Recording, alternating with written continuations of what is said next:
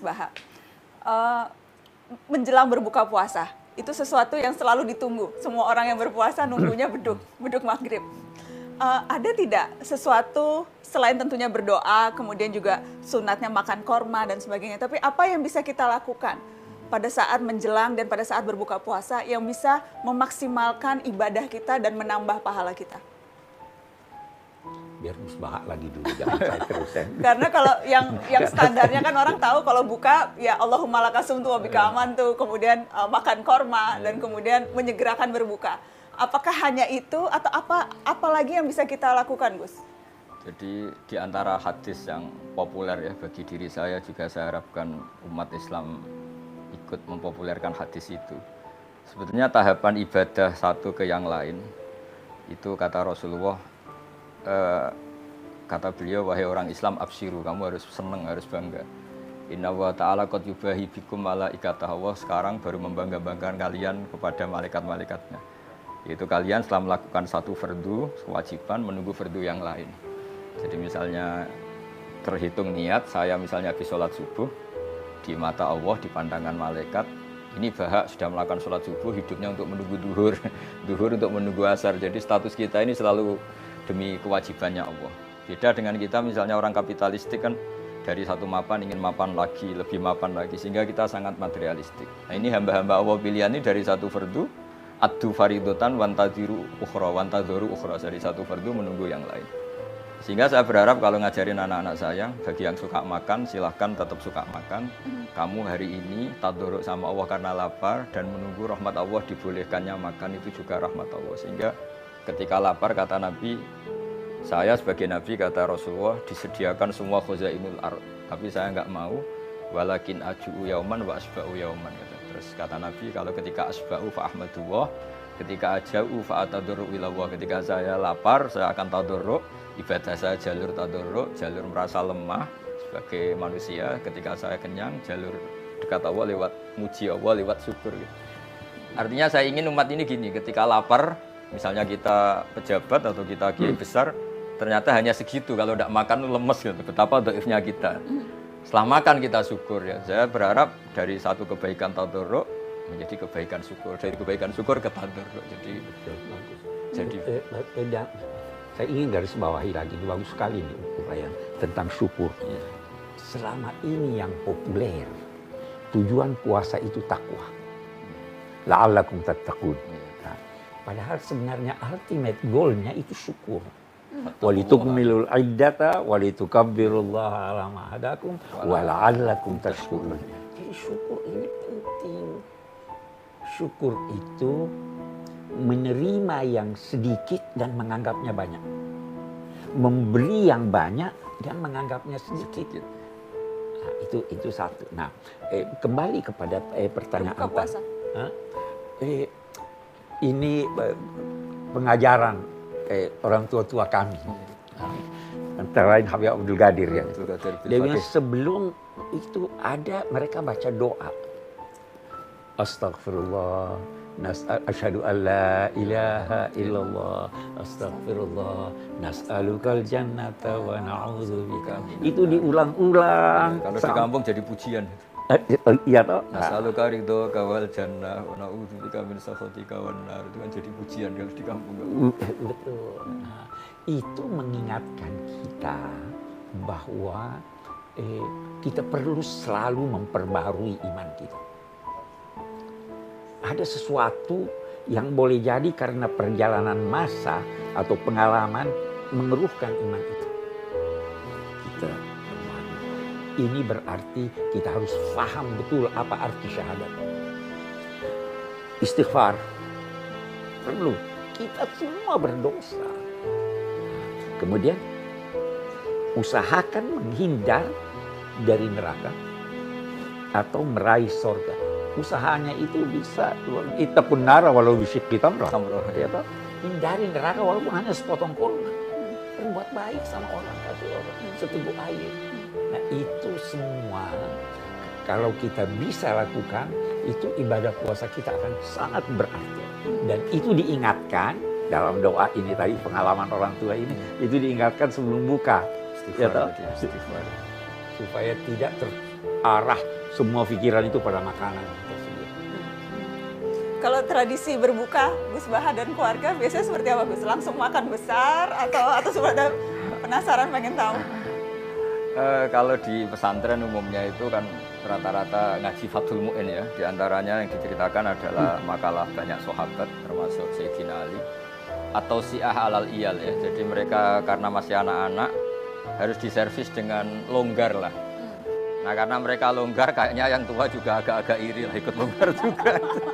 Jadi longgarnya gimana Gus? Longgarnya artinya anak-anak ya sudah minta makan apa saja diturutin gini-gini. Tapi di balik itu sebenarnya ada kearifan, kata bapak saya, ibu saake sing dagang dibelanjani gitu. Jadi kearifan itu selalu dijaga. Saya punya cerita di kitab Bukhari, itu bagus sekali menurut saya. Suatu saat Nabi Ayub, kalau di Bukhari ini Nabi Ayub, dia setelah dihukum dan menjadi kaya raya lagi, kemudian dia melihat ada belalang dari emas, beliau ngambil banyak sekali. Terus ditegur sama Allah, masa sudah sekaya kamu masih ngambil belalang emas yang sebanyak itu. Terus kata beliau menjawab, wa may yasba'u mir rahmatik. Siapa sih ya Allah yang bisa kenyang dari rahmatmu gitu. Jadi artinya tradisi Mbah Mun, bapak saya, semua orang-orang soleh itu ketika longgar beberapa menu makanan tuh wong Allah sugih ora ngarah bangkrut gitu. Wong Allah apikane gak apa-apa dinikmati. Jadi apa ya, orang-orang soleh itu pilihan apapun tuh kembali kepada Allah Subhanahu wa taala. Sehingga jadi nyaman gitu ya, seperti Rasulullah tadi ketika lapar fa'atadarru ilallah, saya tadarru, saya merasa lemah. Terus ketika saya kenyang fa'ahmadullah, saya akan muji Allah. Jadi enak semua. Terus yang paling penting dalam ilmu ushul fikih itu ada kenikmatan bersama yang tidak maksiat, itu yang paling penting. Jadi kiai-kiai kita ini kan tahu bahwa dunia ini banyak maksiat, sehingga untuk orang senang saja harus maksiat. Nah ini perlawanan besar dari para kiai itu waladzatun fi ghairi muharramin. Semua umatnya ini dilatih menikmati sesuatu yang tidak diharamkan Allah. Itu perlawanan terbesar, sehingga kiai-kiai itu longgar sekali, jagongan longgar, gojol-gojolkan longgar, guyon longgar, semuanya ini terhadap karena manusia ini potensi maksiat. Satu-satunya cara itu supaya mereka nyaman dengan taat tadi. Bi fadlillah bi rahmati fa bidzalika falyafrahu. Diharapkan kalau sudah menikmati taat ini enggak nyari kenikmatan lewat jalur maksiat. Di sini hebatnya Rasulullah ngajarin kita wa qurratu aini fi sholat. Senang ketemu ulama, ketemu habib, ketemu orang-orang soleh. Sehingga ada tradisi. Alhamdulillah ketemu Pak Kurais, ketemu Mbah Maimun, ketemu. Ketika orang lain mungkin masih senangnya kalau ketemu hal-hal yang dilarang. Jadi ketika longgar itu filosofinya guru-guru kita, orang tua kita seperti ini. Jadi bukan longgar untuk israf, tapi longgar untuk nikmati sesuatu yang tidak haram. Dan sebenarnya itulah yang dimaksud. Kalau berbuka orang itu ada farhah, kegembiraan. Orang buka itu gembira. Bukan karena makanan yang tersedia. Tapi itu kalau di psikologi kami pernah baca, itu karena dia berhasil mengendalikan nafsunya. Ya, jadi dia sukses melewati itu ya. Nah, sukses melewati itu. Nah, itu yang kita ini ada seorang ulama di Mesir, filosof sekaligus ulama, punya banyak buku. Salah satu bukunya kecil. Dia punya ungkapan, makanan yang mewah itu adalah sogokan nafsu, sogokan perut kepada nafsu. Jadi kita disogok katanya. Sebenarnya dia ingin katakan jangan melihat pada makanan, tapi melihat ada kegembiraan. Boleh jadi itu sebabnya ya kegembiraan itu kita bersama keluarga makan bersama, buka bersama dengan orang, itu gembiranya. Artinya gembira tidak perlu maksiat yang mahal itu. Ya, kita gembira tanpa maksiat. Itu mahal betul itu. Ya. Mahal sekali. Saya ingat Gus Baha juga sempat bilang lauk terenak lapar gitu ya. Betul ya. Dan puasanya orang kaya itu lebih berat dari puasanya orang miskin. Iya, betul. Jadi ceritanya gini. Bapak itu pernah ditamuanin orang miskin cerita, puasanya orang miskin itu berat sekali, harus tetap kerja mencangkul gini-gini. Dia kalau puasanya orang kaya enak, tidur di rumah sambil santai-santai di rumah baca Quran. Terus Bapak cerita, ini kisah nyata. Kamu gak pernah jadi orang kaya katanya. Puasanya orang kaya lebih berat. pagi-pagi ninggalkan makan pecel, siang sedikit rawon, nanti agak sore ninggalkan sate. Jadi yang ditinggalkan banyak. Kalau kamu kan biasa meninggalkan makan. Si miskin ini akhirnya tertawa. Ya sudah, ya sama saja ternyata. Intinya itu dulu pembelajaran supaya yang miskin tidak merasa paling heroik.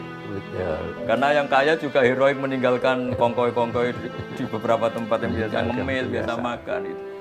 Jadi itu hebatnya guru-guru kita ya. Kalau melatih logika ibadah itu sederhana, tapi orang itu akan ingat. Iya, saya tambahkan lagi di sini. Salah satu tujuan puasa itu melakukan perubahan positif. Kita terbiasa ini tadi yang terbiasa makan ini dengan puasa. Kita hendaknya jangan melanjutkan kebiasaan itu.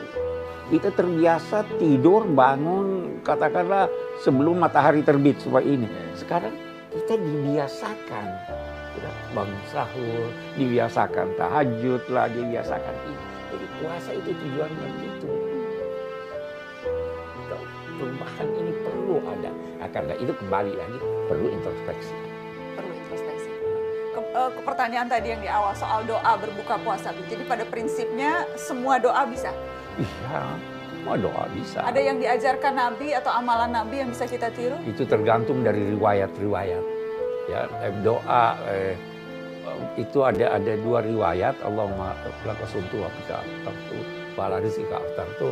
Terus ditambah zahabat dhama'u wa abtalatil uruq, ya kan? Oke. Wa sabatal ajru insyaallah. Oke. Ada riwayat hanya sepotong. Ada riwayat potongan yang lain. Sementara ulama berkata, riwayat yang awalnya itu dhaif. Riwayat yang akhirnya itu benar. Nah, tapi buat Abi, doa apapun yang menunjukkan kesyukuran kepada Allah Subhanahu wa taala dalam bahasa apapun oke. Tapi kalau ini kita sudah hafal, kita sudah tahu, kita tinggal hayati maknanya. Hayati maknanya. Ya kan? Allahumma lakasumtu, ya Allah, karena Engkau aku berpuasa. Wa bika amantu, saya percaya padamu. Wa ala rizqika aftartu, ini rezekimu, ini yang saya peroleh, yang saya makan, yang saya nikmati ini bersumber darimu. Tanamkan aja makna-makna itu. Seperti yang Gus Baha bilang, menghayati doa berbuka puasa kita bisa jadi wali. Iya betul. Bagaimana jadi caranya jadi wali dengan menghayati doa berbuka puasa, Gus Baha? Saya itu kan sering ya menghafalkan beberapa lafaz hadis. Di antara hadis populer yang saya hafalkan dan itu sahih di Muslim, Innallaha ta'ala la yardu 'anil abdi idza akalal aklata fayahmadahu 'alaiha aw yashraba syarbata fayahmadahu 'alaiha. Itu kalau dalam bahasa Arab, inna itu sesungguhnya, pakai lam lagi, la yardu. Sesungguhnya Allah sangat ridho terhadap hambanya ketika makan satu asupan atau satu suapan dia bertahmid, minum satu kekukan dia bertahmid. Dan itu cara paling mudah, memang makanan pertama iftar itu pas berbuka. Iya. Itu. Ya, kalau orang diridhani Allah itu kan sudah di atas wali itu, karena Allah ridho itu kan sangat tinggi sekali, makom tertinggi seorang hamba kan radhiyallahu anhum wa radu anhu beberapa. Nah makanya saya tadi bilang sebetulnya tradisi guru-guru kita di kampung itu malah kalau iftar itu ya biasa aja longgar, bukan karena apa ya, kok anak-anak puasa kok dibatasin nanti ganggu syukurnya. Jadi kalau perasaan kita seperti ganggu syukurnya, makanya ngikuti Fathul Mu'in tadi atau si'ah halal iyalnya ya yang longgar saja, meskipun tentu tidak berlebihan. Karena takutnya nanti suasana keluarga karena jangan ini sholat dulu gini. Kalau dalam guyonan kiai-kiai, nanti kamu sholat demi menyenangkan makan, mendingan menyenangkan makan demi sholat. Itu ada ilmunya, kata Nabi kan gitu. Ketika makanan sudah disiapkan, kamu makan dulu baru sholat, supaya sholatnya biarin karena sudah makan, jangan dibalik. Sholat dulu biar makannya enak. Ini kan berarti sholat. Jadi guru-guru kita meskipun guyon tapi filosofi itu luar biasa. Betul. Jadi enggak, ya sudahlah kayak umumnya orang saja, enggak usah terlalu berdiri-diri. Jadi ketika saya sering ceramah lah atau ngaji bilang makan bisa jadi wali itu di sini. Apalagi darinya Rasulullah SAW. Dulu Nabi makan itu satu cara untuk nafi rububiyah. Sehingga di sebagian ayat Nabi disifati wa ma arsalna qablaka minal mursalin illa innahum la yaquluna ta'am. Tapi ini bukan sekedar makan, karena Nabi Muhammad jadi nabi setelah Nabi Isa karena terlalu sempurna dianggap Tuhan. Makanya Nabi menunjukkan kalau nggak makan itu lapar, beliau makan untuk memaklumatkan saya ini manusia, tidak Tuhan. Nah kalau kita dengan puasa jadi begitu, puasa katanya presiden, katanya menteri, katanya ulama besar, nak makan ternyata luyu, betapa lemahnya saya, ini kan bagus untuk Betul. tadarruk tadi. Ya. Nah nilai-nilai itu yang menjadikan ini super tadi ya. Ketika lapar ya ibadahnya super, tadarruk. Ketika makan juga super karena tahmid tadi. Ya, kita berharap